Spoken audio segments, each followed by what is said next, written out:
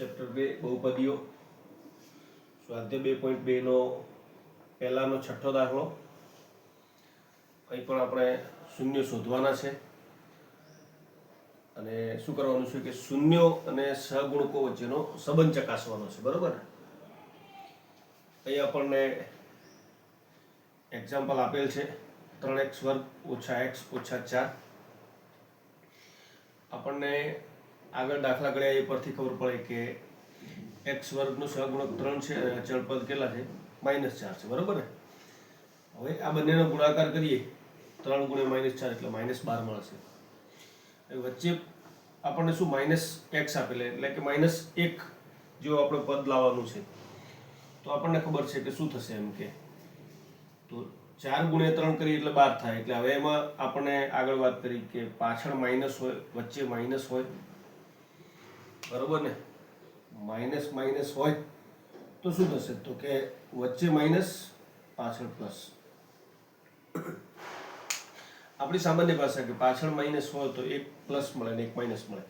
જોવાનું શું વચ્ચે શું છે તો વચ્ચે માઇનસ છે તો મોટો અવયવ માઇનસ મળશે. બરોબર? તો આપણે અહીં જોયું કે -12 મળે. હવે -12 તો એના ફરીથી જો -12 માં શું થાય કે 6 દુ 12 થાય, 12 એકા 12 થાય અને 4 તરી 12 થાય. તો 4 તરી 12 જે છે એના આધારિત આપણને મળી શકે 4 તરી 12 -4 અને 3 નો ગુણાકાર કરીએ એટલે -12. -4 + 3 કરીએ એટલે -1 મળે. તો અહીં જે શું ભાગ પડશે તો કે -4x + 3x.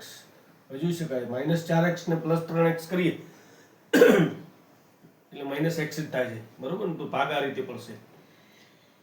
તો હવે આપણે શું કરીશું કે અહીંથી સામાન્ય નીકાળીશું 3x વર્ગ ઓછા 4x માંથી. બરોબર ને? તો દરેક જગ્યાએ સામાન્ય, પણ એ પહેલા આપણે શું કરીએ કે આ જે 3x વાળું પદ છે એ 3 ની નજીક લાવીએ અને 4 વાળું 4 ની નજીક. થોડી આપણને સરળતા વધારે રહેશે. બરોબર?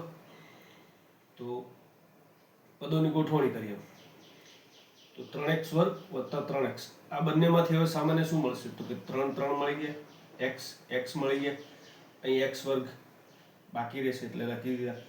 અહીં કંઈ ન રહેતા શું રહેશે તો ગુણાકારમાં 1 જ હોય એટલે 1 રહેશે. અહીંથી સામાન્ય શું મળશે તો કે -4 મળશે. શું રહેશે તો x અને અહીંથી -4 બહાર આવી એટલે હવે કંઈ ન રહેતા શું રહેશે તો ગુણાકારમાં +1 રહેશે. બરોબર ને?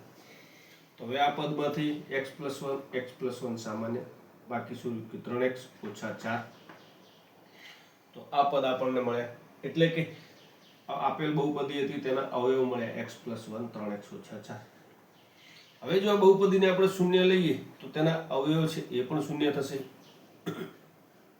તો x + 1 બરાબર 0 અથવા જે 3x - 4 છે એ પણ 0 થઈ જશે. તો x + 1 બરાબર 0 માટે +1 બરાબરની સામે જાય એટલે -1 થશે. અહીં 3x - 4 છે તો -4 સામે જાય એટલે +4. હવે x ના ગુણાકારમાં 3 છે એ ભાગાકારમાં જશે માટે શું થશે x બરાબર 4/3. તો આ જે બહુપદી છે એના શૂન્ય આપણને મળ્યા કયા કયા -1 અને 4/3. બરાબર? હવે સંબંધો ચકાસવાના છે તો આપણને ખબર છે કે બે જ કામ કરવાના છે. એક સરવાળો કરવાનો છે શૂન્યનો, બીજો ગુણાકાર. તો પહેલા સરવાળો કરીશું તો બે શૂન્યો મળે -1